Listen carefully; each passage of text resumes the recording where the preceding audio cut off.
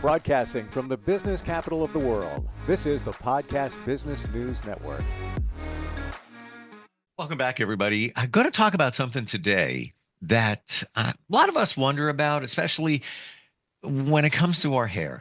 And it's so important, for self-esteem, confidence, vanity reasons.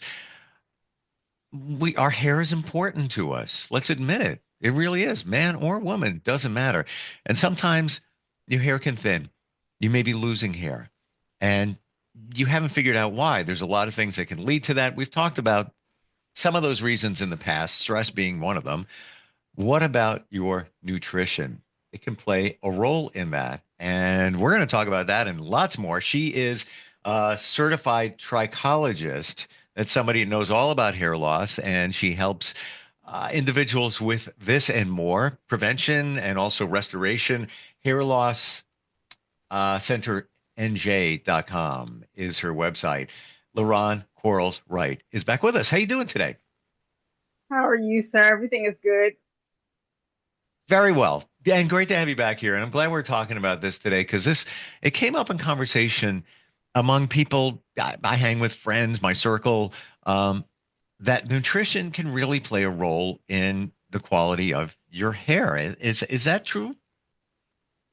Yeah, it is definitely true. I know we spoke maybe a podcast or two ago regarding nutrition, and one of the things that I mentioned was you need to have an assortment of food in your diet because different colors of the rainbow provide different benefits and different nutrition. So I have a lot of clients that I meet with, and they tell me, "Oh, I eat the same thing all the time," but every so often you need to kind of vary Hmm. some of the things that you get in your diet because you need an assortment of everything under the rainbow, including nuts, seeds, legumes and beans, and fruits and vegetables with protein being on the list. It just depends on the type of protein that you need to have, but you need to have an assortment and it needs to be as minimally processed as possible to retain all of the nutrients, even though the way food is grown these days, it's the soil has been eradicated, but if you can find nutrient dense foods, it's good to have freshly prepared foods or as close to raw as possible or lightly sauteed. Not everyone can handle raw foods, but it is close to minimally processed as possible. But a lot of fruits and vegetables, a lot of nuts and seeds, a lot of things as close to it being harvested as possible. And I say like minimally processed, not packaged. If it's in a package or a bag, it's probably not good for you. Hmm. I've gotten in the habit of buying less and less fruit, fresh fruit, if you will, because it's really not fresh. It's just not. It's loaded with chemicals, and then it's got to go from point A to point B to C to D to on and on and on.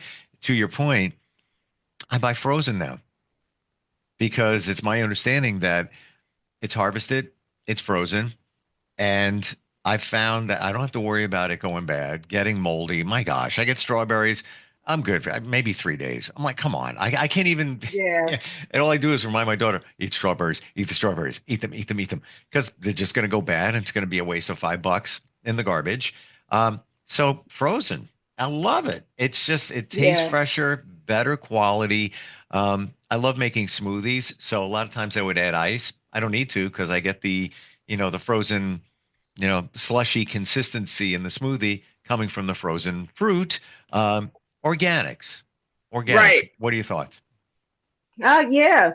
Organics, if you can, because I like to watch a lot of animal and farm shows, and it's a fine line. The moment antibiotics or some sort of penicillin or anything enters into the animal's life, it's no longer certified organic. So I really understand when it is organic, it has no pesticides, no antibiotics, nothing sprayed on it, which is it's a lot if you can find that these days because it's the herbicides and pesticides are grown into the seeds. So it's a little bit challenging to find authentic organic, but if you can, that's great because, like I stated on a previous webinar that we've had together, the toxicity from food and the toxicity from your water, your deodorants, things, the cosmetics that you put on you, they are endocrine disruptors, and whether people know it or not, the endocrine system is very influential in helping you grow hair. So anything that you take in that has organic properties is so much better for you than just eating something that doesn't, because there's so much added to our food these days. It's just mind-boggling that the processing and the Oof. chemicals and the additives that are added to food. So yes, organic is great. Costs more, but in the long run, I find usually lasts longer, doesn't spoil as soon, and it looks better just out of the gate. And the other day I was buying I buy like mini peppers and I cut them up and I put them in a salad. I just love peppers. And they didn't have the ones I normally get. So I was passed by the organic section and oh wait, they're there. Yeah, a little bit more money, but my gosh, they looked so much better and fresher. I'm like, I'm buying you. And that's it. Yeah, they are good for you. What But I about, do hear that complaint a lot, about the expense, but you get what you yeah, pay for. that's just it. And look at how much money you're wasting when you buy fruits and vegetables and they go bad because you didn't even get a chance to, you got to get to some of the fruit like within days, couple of days, or it starts strawberries again. Like blows my mind how they, how they get moldy so fast. Um, Yeah. what are some of the things? We talked about nuts and different types of things that we should be eating. Um, Hmm. and what we shouldn't be eating, things that are more processed or could include pesticides. Before we move out of that area, any other things that we should be mindful of? Oh, well, for me, I'm sorry. I consider myself a gut whore. I'm so sorry, but I am an authentic gut whore. Explain, I please. I I'm sorry. I love for my clients to eat anything that's going to help their gut move. Now, it's different for everybody. I know for myself, fresh leafy greens like spinach and kale and things like that work for me. For others, it may be apples. For someone else, it may be plums or prunes. But I say you need to make sure that whatever it is that you're eating, it needs to move through your system as quickly as possible. I've had some physicians say, oh, everyone's body is different. You don't need to go once a day. For me, I consider, as a gut whore, I consider everything that you eat, you need to eat it with intention. You need to make sure that whatever it is that you're eating, the fiber that you're adding, moves through so that it pushes out a bowel movement every single day, because I see the end result of it. I see the eczema, the psoriasis, the itchy skin, the alopecia opiacis, that all stems from a weak gut. And I see the Mm, moods, wow. and my clients are subjected to trying to take serotonin reuptake and all types of different things because the guts are so weak. So you have to eat what's going to move and tunnel through there quickly. Mm, yeah, great point. And I've talked to some um, experts with the gut, and many of them say you should be going to the bathroom more than once a day. And many of us like, I don't know what's happened. I was back in the bathroom again. That's okay. As long as when you go, it's, looks okay. There's no issues there. But if you go more than once, you should be. That's what they say, because you should always be keeping the system moving, so to speak. Right. Hmm. Exactly. So eat with intention. That's always what I like to leave my clients with before they leave my clinic, is to eat with intention. Make sure that what it is that you're eating, the fresh fruit, the fresh food, the anything that helps you go normally or makes you go a little bit more quicker, eat that and include it in your diet often, because that works for you. Hmm. What about supplements? What are your thoughts? Sure. So which type? Referring to What what? what should Like we should any. we should we be taking them? Should we not? If we should be, what which one should we be taking, or we should be eating so we don't have to take them, eating the right stuff so we don't have to take them.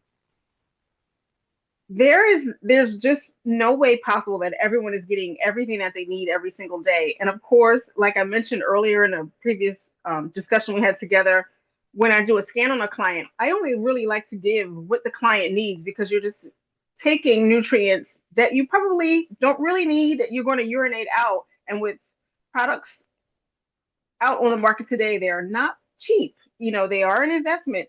And if you don't have to take something that you don't need, don't take it. But if I had a choice, I always recommend to everyone products like Mary Ruth's or Isotonics brand or Nutrametrics brand that is liquid and water based. Anything that's water based or is a liquid is accepted into your bloodstream and into your body quicker than if you had to take a pill or a capsule. So I'd say if you had to do anything, take something water based, but don't necessarily take something that you don't need. Try to find out what it is that you need, but making sure that you get all of your water soluble and your fat soluble vitamins, making sure you're getting your antioxidants, your anti-inflammatories, and your pre and your probiotics. You should be in good Mm. shape. We skimmed it quickly, but I want to go there. Pre and probiotics. I get Hmm. confused. What's the difference? Right. Well, the prebiotic fiber is actually food for probiotic fiber in I'm sorry, probiotic bacteria in the gut. So it's like the bacteria needs something to eat.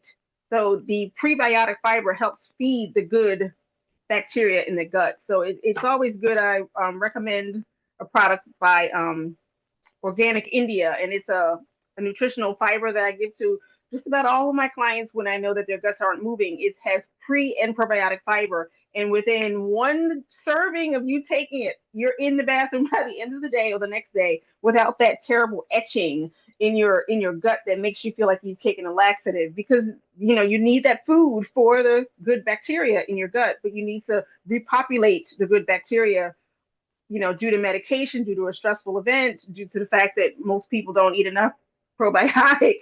Yep. So that's something that I always recommend. It's just food for the good bacteria in your gut. I'm gonna write that one down. What's the name of that product? It's called Organic India. You mind if I grab something off the Oh, go shelf right behind ahead. Oh, yeah, yeah. Oh, me? I'm interested about that. So many of us take, certain fiber products, et cetera. And we don't even know if we're taking the It, right stuff. it's called Organic India. I know this may or may not be straight. It may be backwards, No, I got but it. It's they all clear. yeah, they have another product that I usually recommend, and it's across the top, and it'll say pre and probiotic fiber along with the fiber. It's not just psyllium, but I have some clients who have not gone to the bathroom in a week, and I have to give them the heavy hitter, which is the straight up psyllium. Whoa. I don't know um, how you could go a week. It happens. I get it. And then I have some friends that sometimes will go out and find, they might eat something and they got to run to the bathroom. So they'll take, I guess, Imodium to make sure they Hmm. don't go. And I'm like, oh, how can you, how are you doing that? Yeah, Because you're just messing up your system, I believe. yeah, But I guess, yeah. they want to feel comfortable when they're out. What about biotin? Like you'll see products, good for the nails and hair. Is that stuff, do you need it? Biotin is always needed. Lately, I've been finding a lot of my clients when I've been giving them the bioscan here in the clinic. Many of the clients recently, the coenzyme comes up for biotin. A lot of clients need biotin in their lives. That is a coenzyme, so it helps another process work more effectively. So if you have the biotin or a CoQ10 or another coenzyme taken into your diet, it makes other processes in the body work more effectively. So when you don't have it, things just don't work as quickly or as fast as we'd like. So for some people, yeah, biotin is a necessary evil, but you can't take it if you're prone to thyroid problems and thyroid issues, or you're about to have a thyroid scan or thyroid blood work. You absolutely cannot have it for at least 3 to 5 days before you have your test because it'll throw the test off. How would you know you even need it? Again, I only know that someone needs it when I do a scan, Okay. when I perform a scan on them.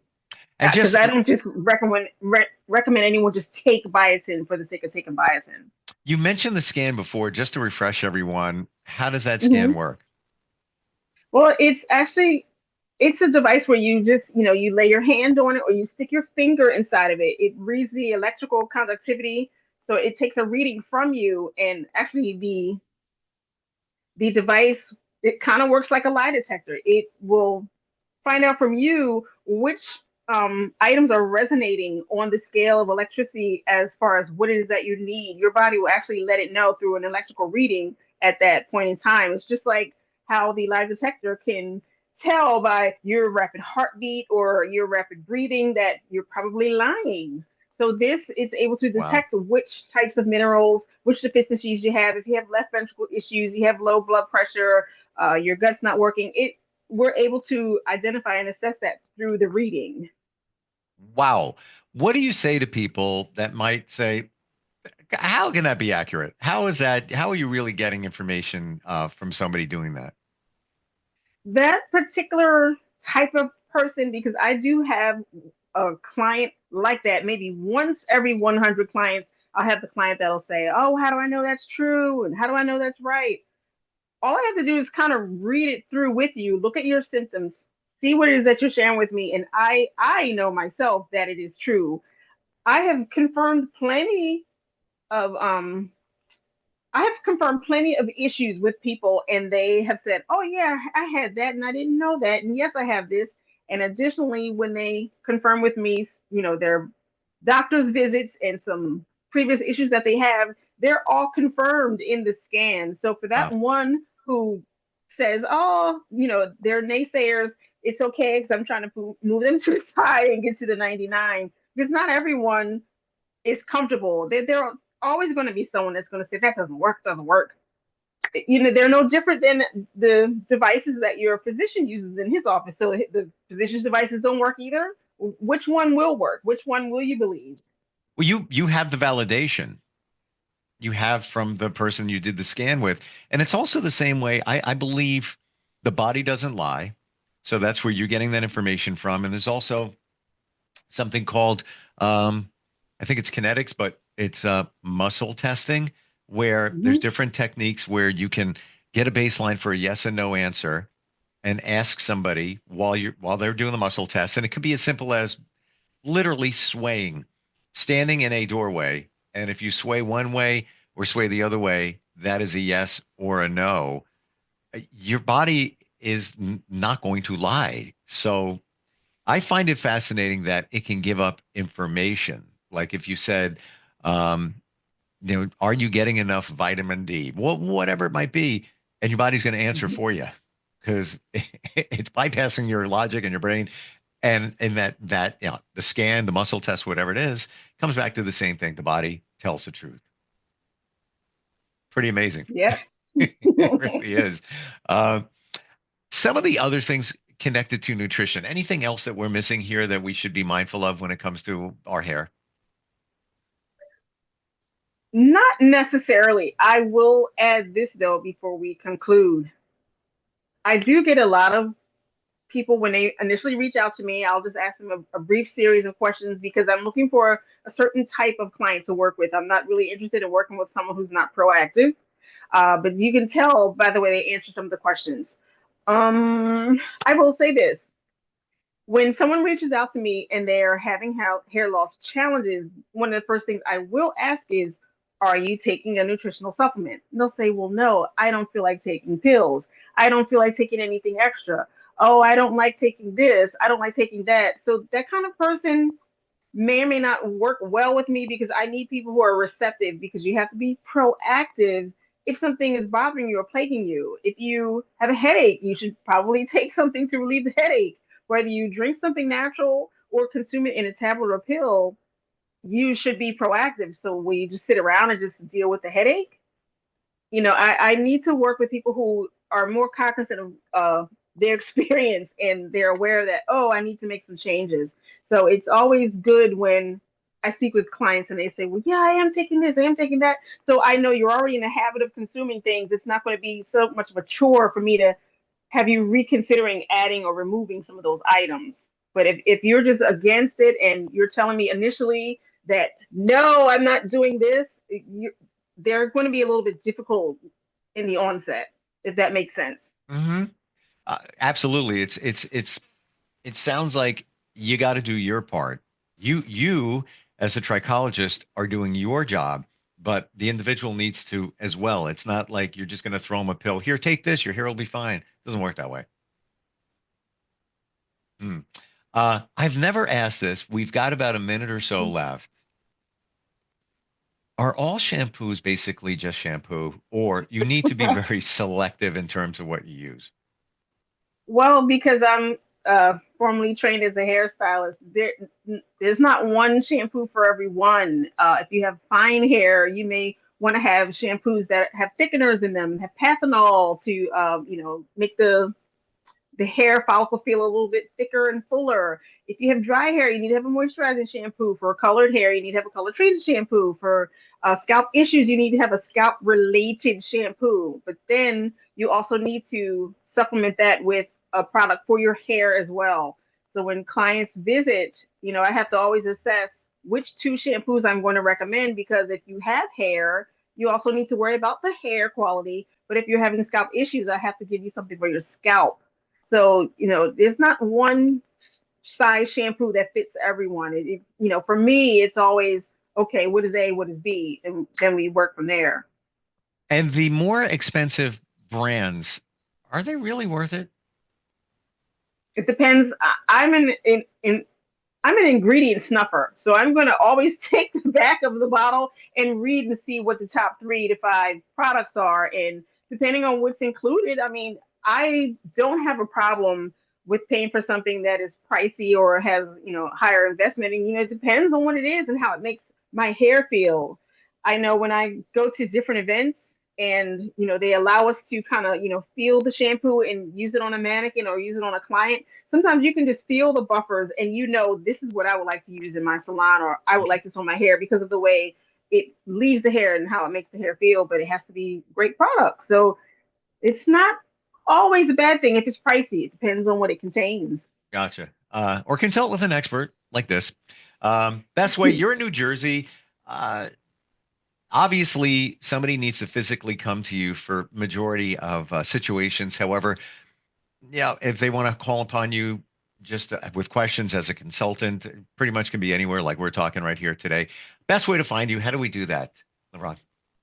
Anyone can find me by just visiting our website, hairlosscenternj.com, or they can find SBLHairloss, LLC on Google. We are in Pleasantville, New Jersey, and we can be reached via email, info@hairlosscenternj.com, or by phone, 609-710-8102. I truly appreciate your knowledge and how deep you run with it. I've never run into anybody that is so passionate about what they do, and love it. Thanks for being here. Thank you, Steve.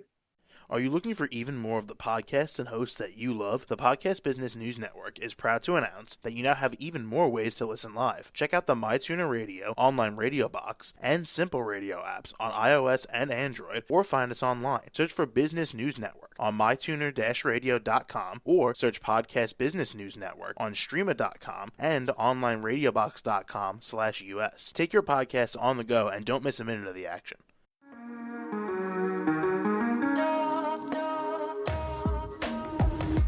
Broadcasting from the business capital of the world, this is the Podcast Business News Network.